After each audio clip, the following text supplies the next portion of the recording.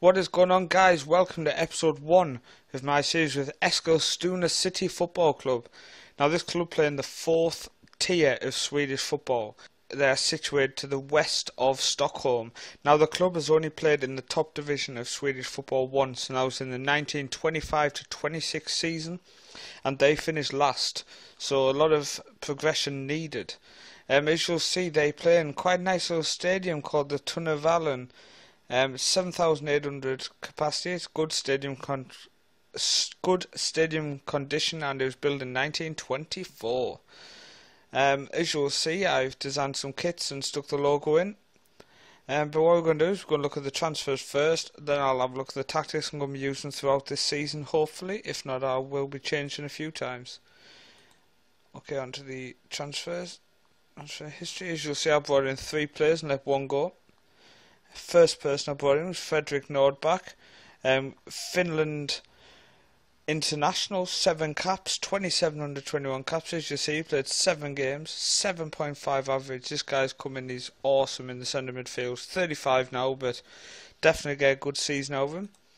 Next person I brought in, the King, Elvis, has come into the club. Attack midfield on the left, really good stats, especially for this level. As you'll see, he played 7 appearances, 8 assists, 8.13 average. Say no more with stats like that. The next person I signed was a Latvian centre-back. 4 appearances in pre-season, 6.85 average, so he's had a decent start. He's dropped down from AFC United, who play 1 tier higher. And the one person I let go, he was on a couple £100 a week, so definitely worth getting rid of. Onto the tactics screen. So there's not really much to show you in the club screen at the minute until we're a few games in. As you'll see, I'm going playing a standard 4-4-2. I do have a 4-5-1, and I have an ultra defensive, which I will show you. It is very defensive, as you'll see there. 2 deep line playmakers and a DM in defensive, as well as fullback sitting back, wide midfielders instead of wingers, and advanced playmaker on support to hold the ball up. That tactic will be utilised when I am winning with 10 minutes to go, for example, and I just need to see a game out. Got a couple of players I want to pick out for this season. Harris Kiak is 18, well, he's just turned 19 since I last checked, and he's awesome for this level. Played 5 in total, 3 off the bench, and got 3 goals, 7.14 average. So I definitely think he's going to turn into a good player. His contract runs out this season, but I do think I can get him on a new deal. That's one reason why I let one of the players go, was to free up some money to get him a new contract. The next person is our goalkeeper, Nicholas Berg.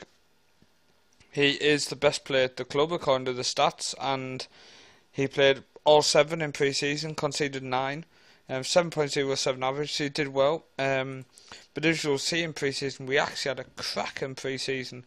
We lost the opening game 2-1, but then after that, it all just took off. I mean, you'll see here, Fredrikstad, Norwegian club, and we beat them 4-2, which was unexpected. Then we followed that up, beating Sylvia with a 6-2 victory, and then 2-1, 3-2, and 2-0 to finish pre-season. So it's definitely been a really good pre-season. A couple of really good signings brought in. We played a standard 4-4-2, which I think it's worked well in pre-season. Advanced playmaker sitting there with the DM defensive next to him with 2 attacking wingers. It's working well, so there's no reason to change it. On the team report, pace-wise, we are ranked 3rd. Work rate 14th, which is a bit disappointing. That's another reason why I'm playing 4-4-2. Just get them 2 wingers bomb forward as well as the attackers. Use our pace. It's pointless trying to outplay them if our work rate's so low at the minute. But obviously at a point I'm going to want to maybe bring 5 in midfield and try to control games a bit more instead of just hitting them as fast as we can. But onto the competition screen. Now, the Swedish Cup, we were knocked out in the 2nd round. Now, that takes place the year before the first couple of rounds, so I didn't play that. So I assume near the end of this season we'll enter in round 1 again, so we'll see how I do then. In the league, we expected to finish above mid-table. So 14 teams in the league, so 6th really want to be looking at. But personally, after the pre-season and the players I brought in, I'm actually looking at possibly trying to get promotion for season 1. But I think we'll know a bit more a few games in. Finances, we are at minus 17 FK at the minute, but obviously we haven't played any league games, so hopefully we can start raking some money in. As you'll see, we've actually got two awesome sponsors, 198k per season, and we're going to be getting that this year and next year. And also kit sponsor, 198k this year and next year. Has it already come in this season?